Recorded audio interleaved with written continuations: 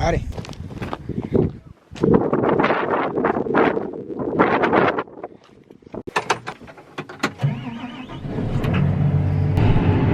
Guys, it's good to be back. We are right now heading out to this field to go do some bean planting. So I got the brand new planter behind us. We got the precision monitors fired up. We gotta go fill it with some liquid fertilizer. It's got seed in it. Then we're gonna go hard. Let's get to it.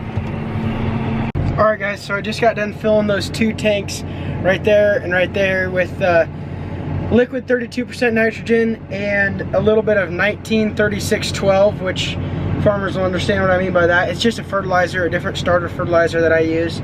We're also doing a couple tests with some boron, some magnesium, some zinc, and some sulfur. So we're gonna see what that turns out like. I'm going to set my computer screens up here, or my GPS and my precision planting screen, just the way that I want it, so that way I see everything that I want to see.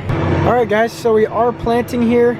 I'm planting at a really low speed. They make planters that plant up to 10 mile an hour now, but I'm not comfortable with that, so I am taking my sweet old time. But right now, all I'm doing is clicking hydraulic lever number 1 down, drops the planter, and then steering from there. All right guys, well, I had to run to supper with Allie, so I will not be continuing to plant for right now. I'm gonna let this beast rest here for a couple more minutes. I'm gonna head to town and grab me some dinner, and I'm gonna come out and we're gonna try to slam some soybeans in the ground. All right guys, it's hard to see, but I am back here out in the field that we were at. My seed tender's right in front of me. If my calculations are correct, which they always are, I only have about 10 acres worth of seed left. We're gonna go look though, because it might be even less than that. So there's the planter. Luckily the flatbeds lights are still on. And we will check to see what the planter has in it first.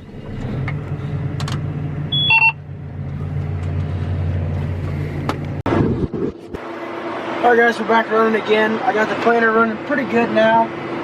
One thing I did learn is that spacing does not show up with a planter that is putting out a lot of seeds per acre. So, not the end of the world. We don't usually see it on our other bean planter either. So, I'm getting along without it. But what I'm going to test for here is I'm going to see how the planter is doing coming into the headlands and going out of the headlands. So I went out and dug. I'm thinking we're off a little bit. Okay, just by that climate adjustment, I can tell I overlapped a little bit according to the GPS. So once you get to this end of the field, we're gonna do my tests again. One thing I don't like is the markers. They're set up on the same hydraulic, so I have no way to independently switch between the 2 markers.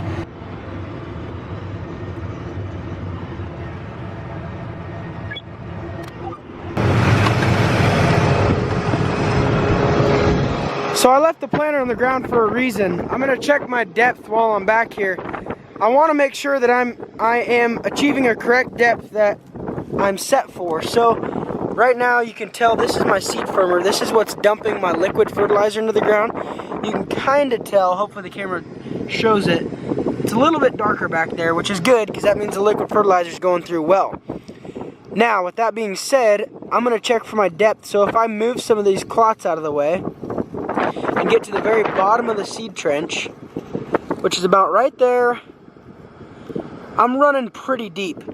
For soybeans, that's significantly deep. You can see that furrow cruiser in action right there. It's crushing the sidewall. It's got the sidewall over here pinched. I decided overall that I'm pretty happy with the depth that it's set at now, so I'm not gonna adjust anything. What I am gonna look at is the shutoff distance like I was mentioning earlier. So real quick, I'll show you guys why this is so crucial, what I'm doing here. This is my final row that I just, man, I cannot, there. This right here is the row that I just planted row 8 with, which is right there. And this is row 8 on my end rows. As you can tell, there's seed right here from my end rows coming along the sides. And this is the pass I just made. It's got seed all the way, there's a seed there. It's got seed to about right there. So right now we're about 6 inches into my pass. That's perfect. I'd rather overlap a little bit than I would leave some like I was earlier. Well, looks like I'm done planting for the day. I just destroyed a hydraulic hose. Yep. I'm done for the day. Alright guys, so Peyton Byerly came out and he's running my flatbed for me. I got the hoses taken apart, taken off. We should be in good shape. I cannot stress this enough, guys. Napa and Creston is giving me the opportunity to run these hoses in today. That means 2 hours from now, I'll be up and running and planting beans again. Alright guys, so Byerly and I got the tongue fixed. We ended up having to completely unhook the planter. This tongue will split down the center, so we had to split it, put Teflon on it.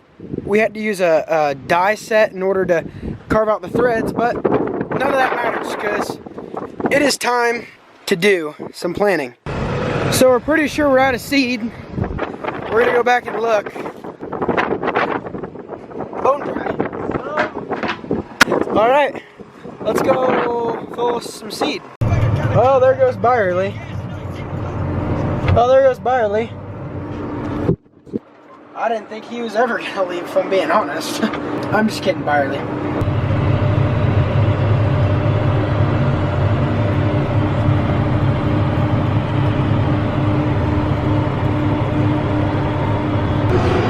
Alright guys, we're running again on my dad's farm still, but we are running pretty close to empty on starter. As you can see, I only got about 60 gallons remaining, so that will only cover roughly 12 acres. But after this farm, I think I'm gonna switch over to corn. So we got a little bit left to do over here, and then we'll be on our way to corn. Well guys, I got back out to check to see if my incoming and exiting seed placement was correct like I was doing earlier. And I couldn't find seed. I'm just really struggling right now to have a positive attitude on how this planter is working, because so far it's been nothing but issues for me. I'm not able to no-till with it. I am hardly able to do conventional till like what I'm doing here. It's just not wanting to set the units in the ground.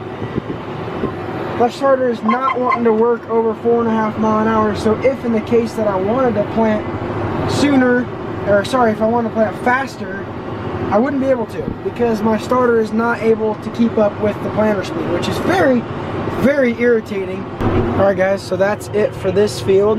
I'm getting ready to roll out of here now, but as you can see, I thought I'd only have about 28 acres on this field, but I actually have closer to 32, so I still have about 25 gallon in each of those tanks back there. I think I'm running pretty low on seed though, which is a good thing, because okay, so now I can look at my planting summary here and I can see how my planter did.